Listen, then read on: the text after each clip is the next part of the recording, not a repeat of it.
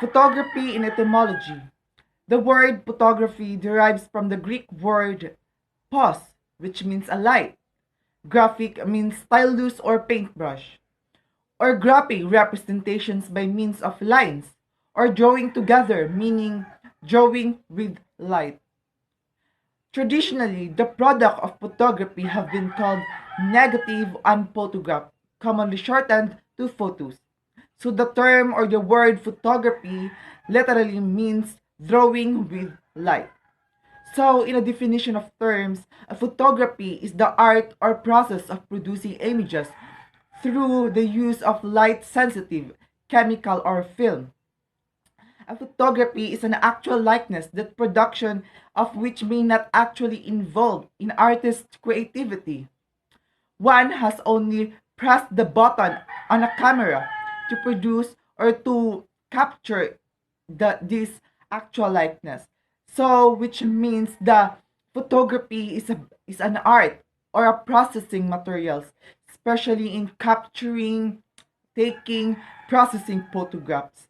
And I think the the good example of photography is just like what I am doing right now, filming myself, capturing myself, taking myself. And I think this is a good example of capturing or drawing with light.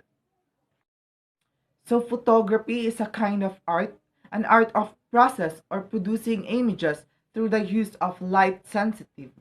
So photography is an actual likeness because of the production which may not actually involve the artist's creativity. So with the use of our camera, we can capture or we can produce the actual likeness of our photographs. So I think the very good example of photography is capturing things, a nice view, and with the use of that we could have a kind of art, just like just like the use of our camera. Let's dive into the history of photography. Photography is the result of combining several technical discoveries. Chinese philosopher Motai described a pinhole camera in the 5th century BCE. Photography as a usable process goes back to the 1820s with the development of chemical photography. The first permanent photograph was an image produced in 1825 by the French inventor Nicéphore Niepce. However, because used photographs took so long to expose, he sought to find a new process. Working in conjunction with Louis Daguerre, they experimented with the silver compounds based on a Johann Heinrich Schultz discovery in 1724, that a silver and chalk mixture darkens when exposed to light. But Niepce died in 1833, but Daguerre continued the work, and eventually culminating with the development of the daguerreotype in 1837. Daguerre took the first ever photo of a person in 1839 when, while taking a daguerreotype of a Paris street, a pedestrian stopped for a shoe shine long enough to be captured by the long exposure.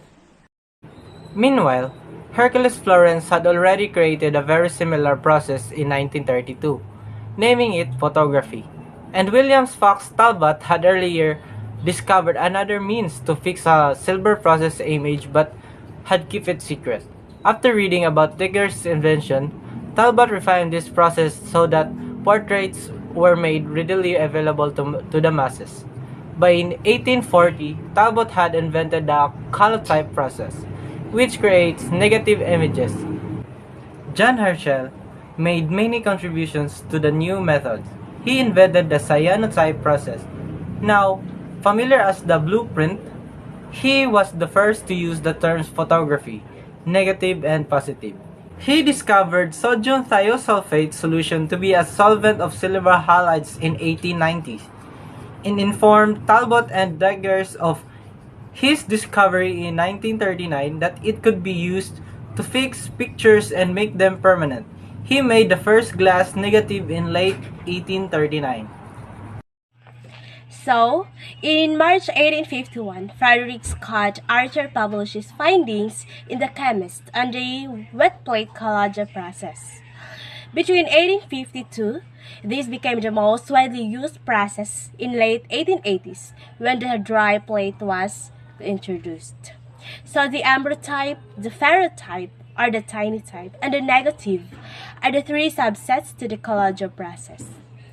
So, 19th century, many advances in photographic glass plates and printing were made in.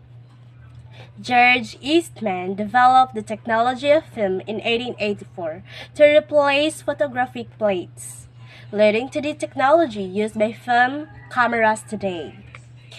Based on the phenomenon of interference, Gabriel Lippmann won the Nobel laureate in physics for his method of reproducing colors photographically in 1908, and it also known as the Lippmann plates.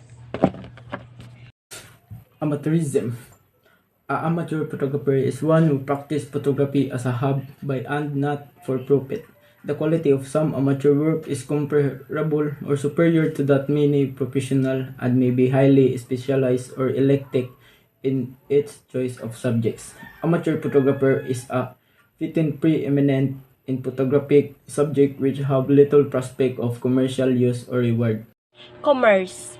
Commercial photography is probably best defined as any photography for which the photographer is paid for images rather than works of art. In this light, money could be paid for the subject of the photograph or the photograph itself. Advertising photography. Photographs made to illustrate and usually sell a service or product. These images as box shots are generally done with an advertising agency, design firm or with in-house corporate design team. Fashion and glamour photography. This type of photography usually incorporates model. Fashion photography emphasizes the clothes or product. Glamour emphasizes the model. Glamour photography is popular in advertising and in men's magazine. Model in glamour photography may be nude, but this is not always the case. Crime scenes photography.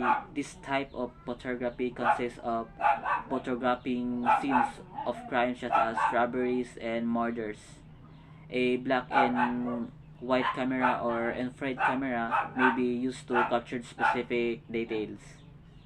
Still life photography. It depicts inanimate subject matter, typically commonplace object, which may be either natural or man-made. Food photography. It can be used for editorial packaging or advertising use. Food photography is similar to still life photography, but requires some special skills. Next is editorial photography. Photographs made to illustrate a story or idea within the context of a magazine. These are usually assigned by the magazine. Next is photojournalism. This can be considered a subset of editorial photography. Photographs made in this context are accepted as a documentation of a news story. Next is portrait and wedding photography. Photographs made and sold directly to the end user of the images. Next is landscape and photography. Photographs of different locations. Next is wildlife photography. It demonstrates life of the animals. The last one is photo sharing, publishing or transfer of users' digital photos online. There are 3 steps in photography. First, choosing the subject. It requires the wise judgment and artistic sense of the photographer. The second one is the mechanical one. A light sensitized film contained in a darkened box is exposed to the light from the subject being photographed. The third one is the chemical one. After the film has been exposed, it is treated with a series of chemical solutions to develop the film and produce a permanent negative. A photographic paint is produced from the negative.